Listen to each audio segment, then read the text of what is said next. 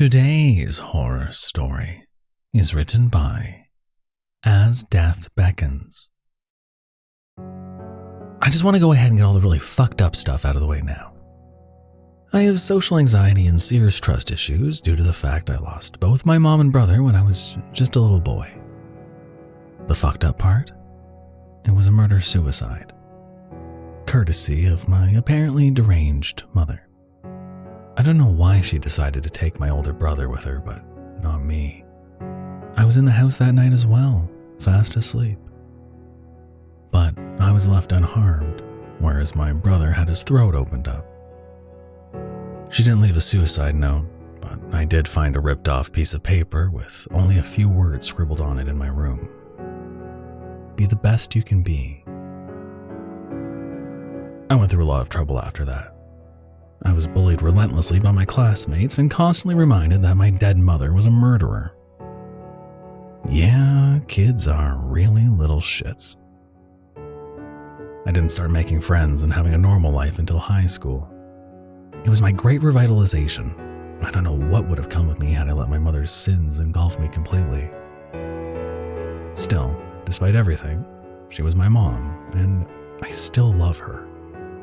It took a lot of personal strength for me to do it, but I hung a picture of her up in my bedroom.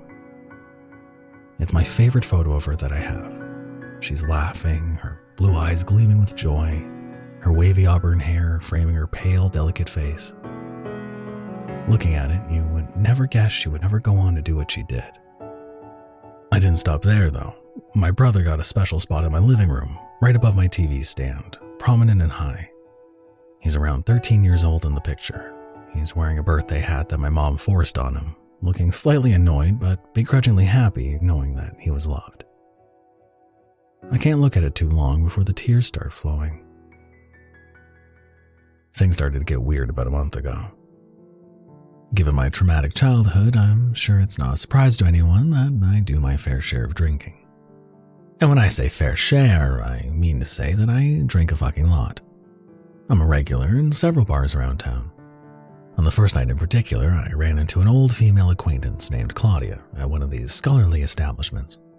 One thing led to another, and I ended up taking her home with me. As she went to the bathroom to freshen up, I sat stupidly on my bed, all of my clothes still on, blinking like an idiot and trying to fight off sleep. That was when my mother's picture caught my attention. I immediately felt uncomfortable and wondered if I would have enough time to jump up and tear it off the wall. Who the hell wants their mom watching them do the horizontal tango, right? But getting up came with a risk of getting caught with it in hand, which could potentially lead me to having to tell a story of who she is and what happened to her. So she was going to have to stay, and I would just have to pretend like she wasn't there. We're in the middle of doing the deed when, in my drunkenness, I happened to glance up at the picture again. What I saw didn't make sense, but it didn't fully register for a few long seconds. There were tears, actual wet streams running from my mother's eyes on the wall. She was still laughing, but it looked as though someone had poured water on the photo. Claudia increased her rhythm, tearing my attention away from the photo, and I completely forgot about it.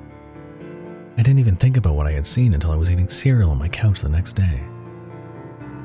I rose slowly, peeking into the room at the picture on the wall. Completely dry, looking no different than it usually did.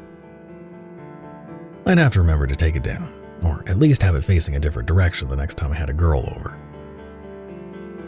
I had that chance about a week later. I met a very attractive redhead whose name I can't even remember at the bar. I ended up bringing her home and, of course, I forgot about the picture again.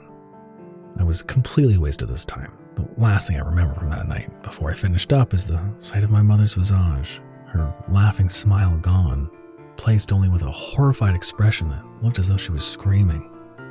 Even more tears leaking from the colored paper. I decided that I wasn't going to bring girls to my room anymore.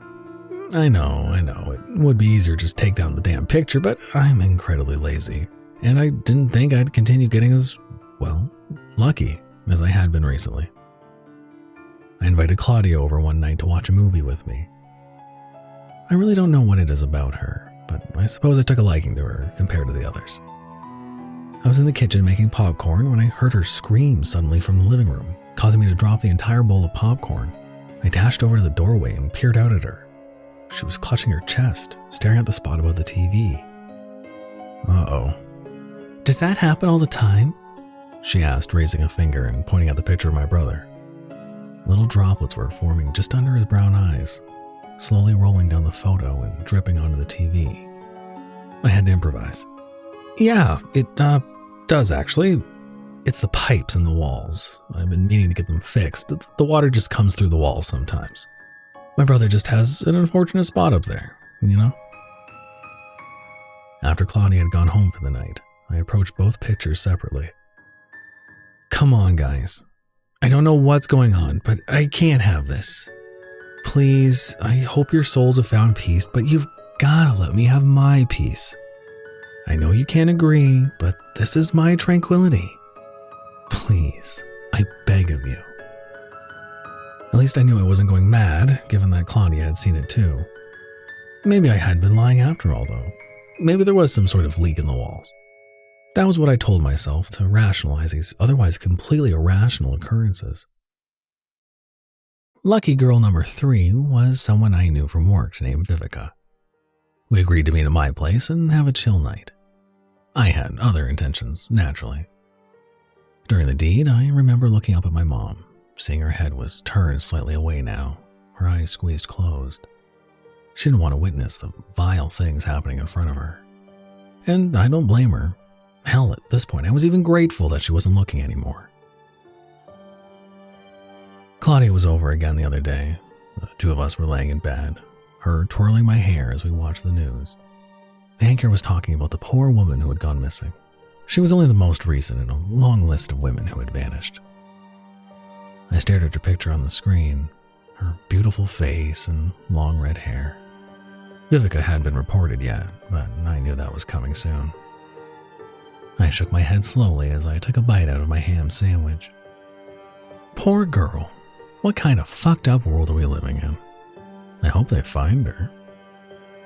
Me too. People are crazy, babe. I'm glad I have Superman here to protect me, though. Claudia grinned, playfully pinching my cheek. Mom is crying again, and her expression is so damn sad that I might shed a few tears as well. I sometimes wonder if she's sad because of what she sees me doing, or if it's because of the fact she knows she killed the wrong son.